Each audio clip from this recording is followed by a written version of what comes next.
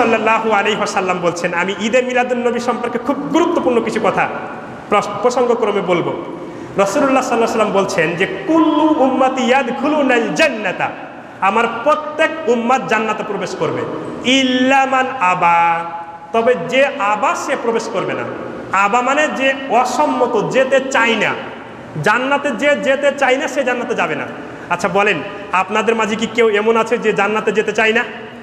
কে জান্নাতে যেতে চান না? এক চাপেন, বোঝা যাচ্ছে সবাই যেতে চান। তো রাসূল সাল্লাল্লাহু আলাইহি ওয়াসাল্লাম বলছে যে কুল্লু উম্মতি ইয়াদখুলুনাল জান্নাতা, আমার প্রত্যেক উম্মত জান্নাতে যাবে, ইল্লা মান আবা, তবে সে যাবে না যে যেতে চায় না। তখন সাহাবী জিজ্ঞেস করছে, কি ইল্লা মান আবা ইয়া রাসূলুল্লাহ, কে এমন আছে যে জান্নাতে যেতে চাইবে না? তখন রাসূল সাল্লাল্লাহু আলাইহি ওয়াসাল্লাম কি সহজ করে উত্তর দিচ্ছে শুনেন, মান আতানি দাখালাল জান্নাহ, যে ব্যক্তি আমাকে অনুসরণ করবে সে জান্নাতে যাবে, ওয়ামান আসানি ফাকাদ আবা, আর যে ব্যক্তি আমাকে অনুসরণ করবে না সে জান্নাতে যেতেও অস্বীকার করলো। তাহলে আমরা রাস্তায় একটা, কয়টা বলেন তো? রাস্তায় একটা, যে রাসূল সাল্লাল্লাহু আলাইহি ওয়াসাল্লামের অনুসরণ করবে সে জান্নাতে যাবে, আর যে রাসূল সাল্লাল্লাহু আলাইহি ওয়াসাল্লামের অনুসরণ করবে না সে জান্নাতে যাবে না। এখন আপনাকে বলি, রাসূলুল্লাহ সাল্লাল্লাহু আলাইহি সাল্লামকে আল্লাহ বলছেন যে ওয়ামা আতাকুমুর রাসূলু ফাখুযুহু ওয়ামা নাহাকুম আনহু ফান্তাহু, সূরা হাসরের 7 নম্বর আয়াত এটা, যে রাসূল তোমাদেরকে যা দিয়েছেন তা তোমরা গ্রহণ করো। তা তোমরা কি করো? রাসূল তোমাদেরকে যা দিয়েছেন তা তোমরা গ্রহণ করো, ওয়ামা নাহাকুম আনহু ফান্তাহু, আর রাসূল তোমাদেরকে যা দেননি তা বর্জন করো। এবার আপনারা উত্তর দিবেন, রাসূলুল্লাহ সাল্লাল্লাহু আলাইহি সাল্লাম আমাদেরকে বছরে কয়টা ঈদ দিয়েছেন? সবাই বলেন কয়টা?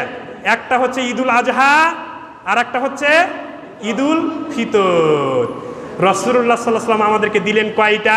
দুইটা। আর এখন বর্তমানে বাংলাদেশে ঈদ কয়টা? তিনটা।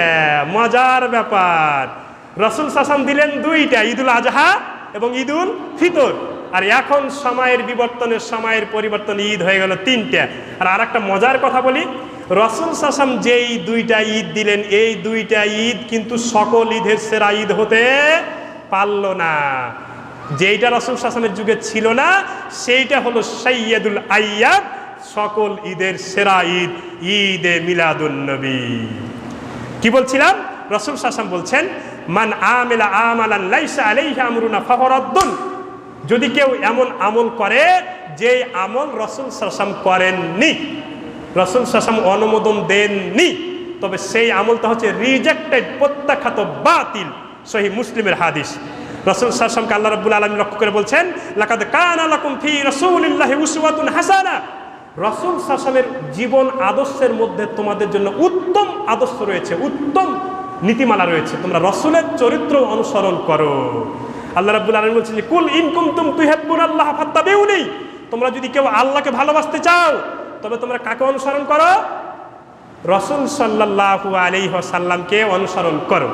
আমরা ঈদে মিলাদুন নবীর বিপক্ষে নই, কিন্তু আমার আপত্তি এক জায়গায়, ঈদে মিলাদুন নবী উপলক্ষে বিশাল ট্রাক সাজিয়ে, আজ থেকে 3 দিন পর, আজকে কি বার? শুক্রবার, আর 3 দিন পর সোমবারের দিন দেখবেন আপনারা ঢাকার রাজপথে অবরোধ করে সকাল থেকে সন্ধ্যা পর্যন্ত ট্রাক সাজিয়ে, সেই ট্রাকের মধ্যে একজন নববধূ, নববর এই বাসর ঘরের মতো সাজিয়ে তাকে বসানো হবে, কিন্তু লক্ষ্য করে দেখবেন তার এই পায়জামাটা টাকনুর নিচে আছে।